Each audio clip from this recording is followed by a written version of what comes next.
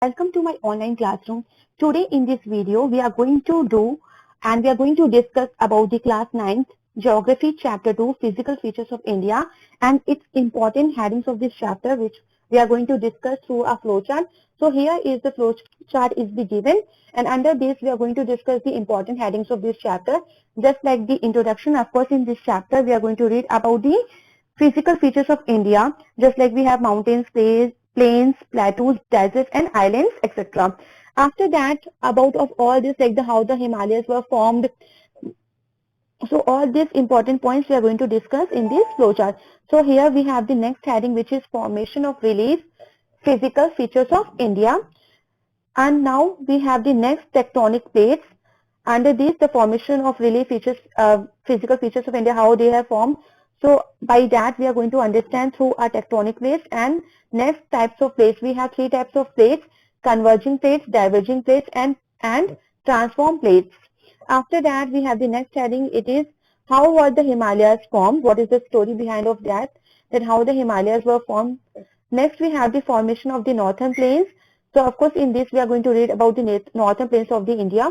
Next, we have the major physiographic divisions of India. If we are going to see India, so of course, it's we divided into different physiographies. So, let's see what are they.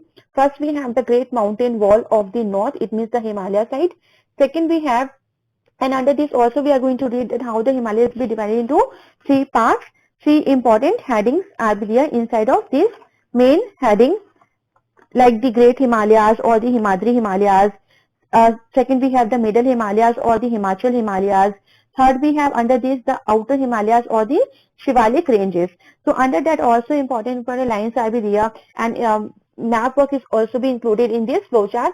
After that, we have the second heading, which is the Great Northern Plains. Of course, here we are going to read about the northern plain area of the India, as well as the important rivers, which is going to be contribute how this northern plain area is being formed. Next, we have the Indian desert. So, of course, about the Indian desert, we are going to read under this heading. Next heading, we have the Great Plateau of Peninsular India. So, under this, we are going to read about the different plateaus of the India. Next, we have the coastal plains. Of course, India is also having the coastal lines, coastal plains. So that we are going to read under this coastal plains, and it is also of two types, like the western or eastern, like west coastal plain and the east coastal plain. Many of the times question is coming the difference between the east coastal plain and the west coastal plain. So that is also important question. After that, the islands. So here, of course, the islands group like the Andaman and the Nicobar Islands. About of that we are going to read, and about also the Lakshadweep Islands we are going to read under this heading. Next heading, we have uses of the Himalayas. So of course, what is the use of Himalayas in our life, that we are going to read in this under this heading. Next, we have, after that, completing this all the main important headings, because it is a chapter of geography. So of course we have one political map of India. So here I have divided into how many types, like 1, 2, 3, 4, 5, 6, 7, 8. So these are the important map or question which is coming in exam. They asked, like first we have the mountain and hill ranges like the Karakoram, the Zaska, the Patkai Boom, the Chantia, the Vindhya range, the Aravali and the Cardamom Hill. So this is very important, which we have to prepare.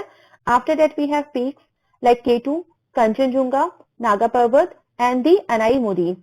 So these are the important peaks of the India which we have to prepare. After that, we have the third, the plateaus. Under these plateaus, we have Chota Nagpur and Malwa, which we have to prepare. Fourth, we have the Indian desert. And next, we have the Western Ghats, which we have to locate on the map. Sixth, we have the Lakshadweep Islands. Seventh, we have the Andaman and Nicobar Islands. And eighth, we have Bay of Bengal. So under this, the map, we have all these important points which we have to do, which we have to prepare. After that is the next thing which I have given in this flowchart. These are the important questions which is related to this chapter.